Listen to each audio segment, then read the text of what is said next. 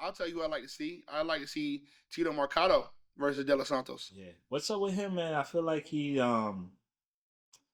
like as great as he is, he just I don't know. It's like he's not getting the push. He's with Eddie Hearn, right? Yeah, he was. He just announced, I think, like a week ago or a couple days ago, that that he's no longer with Matchroom. So he'll be getting suited. But I think that I don't know this for sure. I don't talk business with Tito, but in my mind, I think he realized that like, hey, these guys, you're putting these guys before me, and I'm not like what you said. I'm not getting the push, Yeah. so I'm gonna go somewhere. I'm gonna get the push, Right. and I think now he'll be getting fights where it's gonna be some. I mean, all his fights have been good fights, For sure. and he's a boxer puncher, Mm-hmm.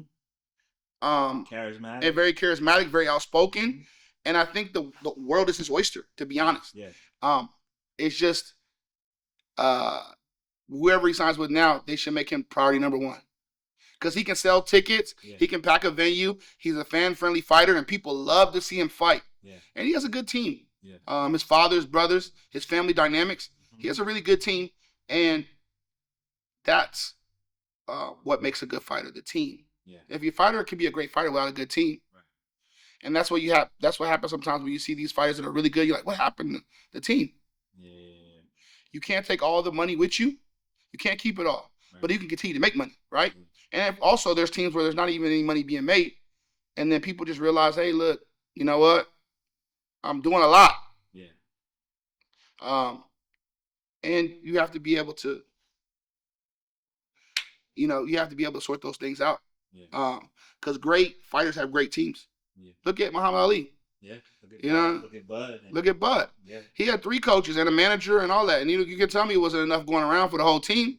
Everybody was eating, and then all of those coaches had their fighters respectfully too. Mm-hmm. But they collaborated, had one great fighter. Sometimes you see a fighter without certain people in the corner, you're like, oh, he's not gonna be the same. Yeah. I can see that. It's just like when you see Jordan without Phil Jackson. You know what I'm saying? It's true. It's true. You saw Shaq when he didn't have an elite guard, and whether it was Anthony Hardaway or Kobe Bryant, he wasn't the same. You had to have a threat on the outside to make him a dominant threat on the inside. It's not boxing, but it just makes it's X's and O's. A lot of these fighters, they have their parents, and that's cool. And you know your kid better than anybody else in the room, hands down. But sometimes you need people to speak into them. And I learned this from a doctor at UCLA. He said, rich people put their kids around people that are going to pour in wealth into their kid. Because while they're out making money, doctor, lawyer, whatever, they want to make sure that the positive people pouring the right ingredients into their child. And that's how they get success. I mean, that's how they get successful kids. Mm-hmm. Because they're not always pouring into them. They got to work. Mm-hmm. But I'm going to put you around success. Mm-hmm. I'm going to put you around people that are going to push you in the right direction. Mm-hmm. I have a 12-year-old that I train here. Parents, I work with them twice a week. The parents take care of me on a weekly basis. We have no issues. And I ask for them to, as a counselor by trade, counselor to kids.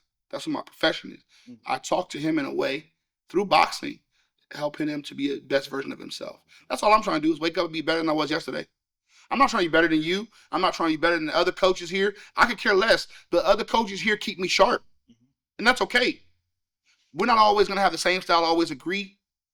But if you're around great coaches, you're around good coaches, they keep you sharp, mm-hmm. right? I don't have to agree with their coaching style. I don't have to agree with what they teach. I don't have to believe in what they believe in. But I know their fighter's going to be ready, which is going to keep me on my toes for my fighter to be ready, right? That's, you know what I'm saying? That's why when you find out when the rubber meets the road, iron sharpens iron, right? I don't have to agree with you. Hell, I don't even like some of the way people train. That's my personal opinion. Yeah. I don't like it. But I don't speak on it. It ain't for me to have a conversation about. As long as you as a fighter and your coach doing what y'all supposed to do, iron sharpens iron. Let's go. Mm-hmm. And that's the way it should be looked at. It shouldn't be looked at it as me versus you, because at the end of the day, no one's going to say Coach Ant. You know what they're going to say? They're going to say Hill Street Boxing. Mm-hmm. The kids at Hill Street. They may not even remember the coach or know the coach or care less about the coach. They're going to say that kid's at Hill Street Boxing. He's trained by Hands-On Fitness.